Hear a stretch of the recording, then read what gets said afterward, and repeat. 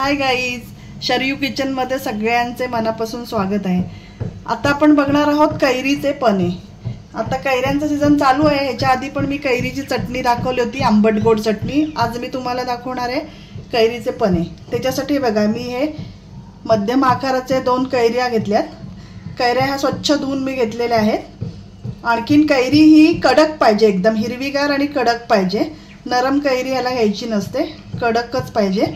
हे आम्ही 2 कैऱ्या घेतल्यात। आता आपण ह्यांना कुकरला शिजायला घालणार आहोत। 2-3 शिट्ट्या करायच्या कुकरला घालायचे। तळाला थोडंसं मी पाणी घातलंय आणि कुकरच्या डब्यामध्ये कैऱ्या ह्या मी थोडंसं पाणी घालून शिजायला आता ठेवणार आहे। 2-3 शिट्ट्या करून घ्यायच्या आणि मग गॅस बंद करायचा।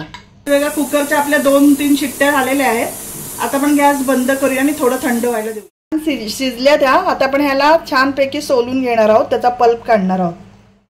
हे बघा गाईज, आता त्या मी कैऱ्या सोलून घेतलेल्या आहेत 2 शिजलेल्या, त्यांचा हा पल्प आहे। आणि हा मी गूळ घेतलाय अर्धी वाटी। आणखीन ही वेलची पावडर आहे। आणखीन आईस क्यूब घेतल्यात। आता हे सगळं आपण मिक्सरच्या भांड्यामध्ये घालणार आहोत आणि मिक्सरला छानपैकी फिरवून घ्यायचंय। बघा गाईज, अशा प्रकारे आपलं छानपैकी टेम्पटिंग असं थंडगार पण तयार झालेलं आहे आणि त्याला छान असा कलरही आलेला आहे। आता आपण ग्लासामध्ये ओतून घेऊ।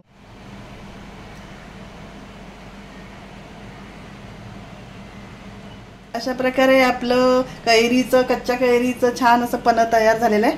तुम्हाला जर आवडलं असेल तर लाईक करा, सबस्क्राईब करा। Thanks for watching.